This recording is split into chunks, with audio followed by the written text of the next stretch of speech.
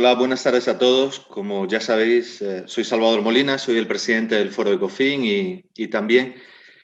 del clúster Madrid Capital FinTech, que es un clúster en colaboración pública-privada que constituimos hace justo un año el Ayuntamiento de Madrid y Foro Ecofin, y al que se fueron hermanando casi desde el inicio pues un centenar de entidades públicas y privadas, y por tanto, aunque venimos trabajando desde Foro Ecofin en esto del FinTech antes de que existiera ese mismo nombre, pero bueno, en este último año de una manera mucho más intensiva a través de este clúster al cual estáis todos invitados en participar. A mí me gustaría, por anticipar un poco los temas que se van a tratar luego en el panel, dibujar un poco el escenario de dónde venimos y dónde estamos en esto del matrimonio entre el FinTech y las entidades bancarias o la industria financiera tradicional, incluyendo los seguros o los mecanismos de inversión, ¿no? Yo suelo hablar de que en esto del FinTech ha habido una evolución como en tres fases, ¿no? Y que ahora pues vivimos ese encuentro en la tercera fase. El primero fue el de negación, ¿no? El de negar de que estas FinTech iban a aportar algún tipo de valor a la industria financiera y, por tanto, pues que no había que tenerlas muy en consideración. La segunda fase fue esa de la oposición, ¿no? Es decir, de no hacerle demasiado caso y si había algún champiñón que creciera, pues cortarlo, traerlo adentro del entorno de innovación de cada una de las entidades e intentar hacer crecer. Un mecanismo fallido, como se vio casi desde inicio, porque el roce, el choque entre las culturas corporativas de un mecanismo startup y emprendedor respecto a una cultura organizada, estructurada, jerárquica, regulada y con una enorme estamentación, pues hacían difícil que el mundo emprendedor y startupero pues pudiera evolucionar ahí, ¿no? Así que después de la negación y después de la oposición, vivimos luego una tercera fase que yo creo que ya dura al menos 2 años, en la cual hay una colaboración. Y en esa colaboración es donde han surgido terminologías, también de base tecnológica, como las apificaciones, que tienen que ver con la colaboración entre las entidades que han procedido o que han nacido desde entornos fintech a desarrollos dentro de la industria tradicional, bancaria y financiera. Esa fase de colaboración pues tiene que ver con eso que se ha dado a llamar el Open Banking, el Open Innovation, las estructuras APIs, donde generar cosas como los marketplaces de servicios financieros, bien nacidos en el mundo fintech, bien nacidos en el mundo bancario, pero que de alguna manera se amalgaman y se relacionan. También ha habido una hibridación gracias a la especialización de muchas fintech que se han convertido en proveedores necesarios de soluciones y de servicios. La incorporación, por ejemplo, de Ebury el año pasado a la estructura del Banco Santander pues permitirá que la especialización de Ebury en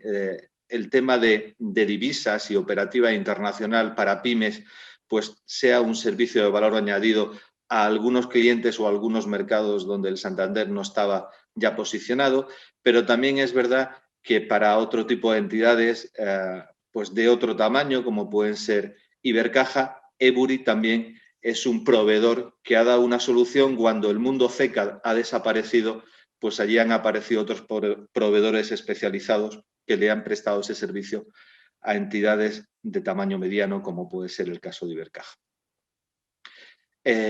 Bueno, dentro de esos entornos, dentro de esos contextos, dentro de esa evolución que ha tenido el despertar fintech como despertar disruptivo y el acercamiento de la industria financiera tradicional, pues digamos que ha venido a solucionar un problema que tenía en sí misma la industria financiera y las entidades bancarias. Las entidades bancarias habían asumido determinados retos durante las últimas décadas, el principal de los cuales era automatizarse y eficienciarse, ¿no? Esa automatización, que es la parte tecnológica interna de los back office de las entidades financieras, de alguna manera tenían un mecanismo de salir al exterior, que era el concepto de bancarización, que es el concepto de negocio, hacer que todo el mundo, empresas particulares, se bancarice. El gran apostolado de las entidades bancarias españolas en América Latina era llevar esa evangelización de la bancarización, de generar instrumentos automatizados de servicios que controlaran con tarjetas, con domiciliaciones, con cuentas bancarias, con productos bancarios, pues toda la estructura económica de una sociedad y también de sus empresas, ¿no? Esta bancarización basada en la automatización hizo que en las 2 últimas décadas del siglo pasado, pues la banca española fuera la banca que más invertía en el mundo en tecnología y se hizo muy eficiente en esa parte interna de la automatización de procesos, ¿no? Pero esa automatización de procesos de alguna manera tenía que salir al exterior y en ese salir al exterior los diseños de oficinas, de sucursales bancarias también empezaron a transformarse y se llegaron a modelos basados en lo que en la industria financiera podríamos decir que es la robótica. La robótica son los ATM, son los cajeros automáticos. Eso que permitió a entidades como, por ejemplo, la Caixa, traer un modelo disruptivo a principios de este milenio en el cual las sucursales bastaban para operar con 1, 2, 3 personas como máximo. Entonces, en esas oficinas de 2 personas había un soporte de 2 cajeros automáticos, de 2 ATMs que permitían toda la operativa de libretas, de actualizaciones, de operativa bancaria. Y, por lo tanto, era un modelo de robotización de la industria financiera y, por tanto, a esa fase tecnológica de la automatización de procesos internos se sumaba también la llegada a una serie de prestaciones de servicios que poco a poco se hicieron más sofisticados, con esas oficinas de bandera que pusieron en marcha otras entidades, como el BBVA especialmente, pero también Santander y otras, donde además intentaban socializar y humanizar la oficina con cafeterías, con oficinas que vendían seguros, que vendían viajes, etcétera, ¿no? Bueno, en ese intento de automatizar y a la vez de socializar y humanizar las oficinas, pues es donde llegó la crisis. Y la crisis impactó en la digitalización interna de las bancas y impactó en los modelos de prestación de servicios. Y en ese entorno crítico es cuando las fintech llegaron de una manera disruptiva al escenario. Y la banca entendió que después de esas 3 fases que hemos visto antes de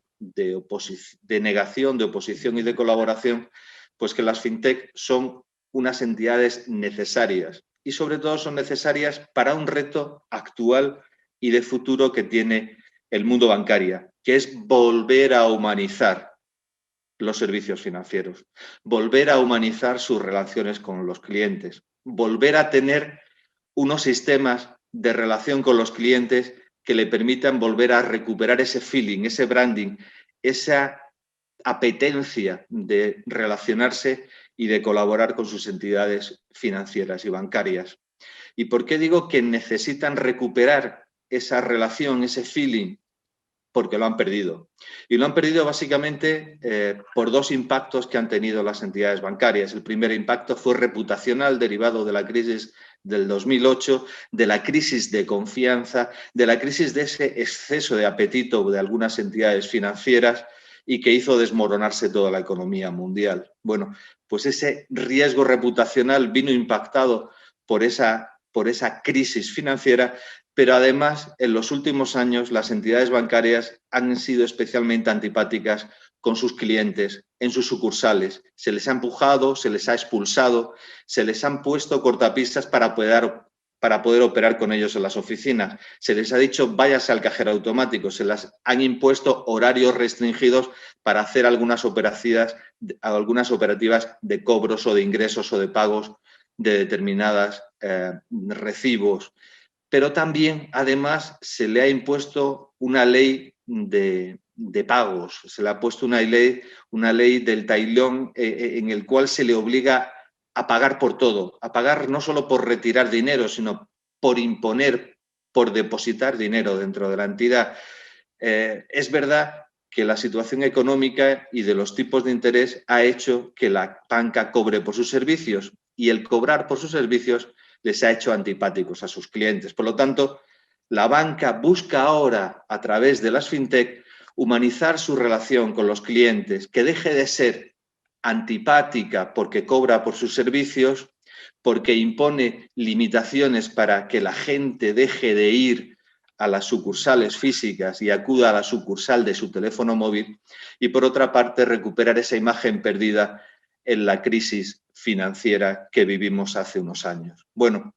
pues en ese trasunto, en esa relación, yo creo que el mundo fintech y la digitalización bancaria, ese open banking, están llamados a entenderse, a colaborar y a fusionar su disrupción tecnológica y su aportación de valor, porque si algo tienen las fintech es que bajo la base tecnológica lo que están ofreciendo es una relación humanizada a sus clientes, les están permitiendo trabajar en movilidad desde su teléfono móvil, les están permitiendo simplicidad con aplicaciones muy sencillas donde operar, les está permitiendo libertad a través de marketplace que le ofrecen servicios sin necesidad de casarse con una de las marcas, sino a través de ese marketplace se les ofrecen algunos players o algunos de los mejores ofertas de servicio y, por tanto, esa relación de nuevas marcas, de marcas más amables, de marcas en el bolsillo, de marcas permanentemente trabajando para mí, bueno, pues al final esa imagen de las fintech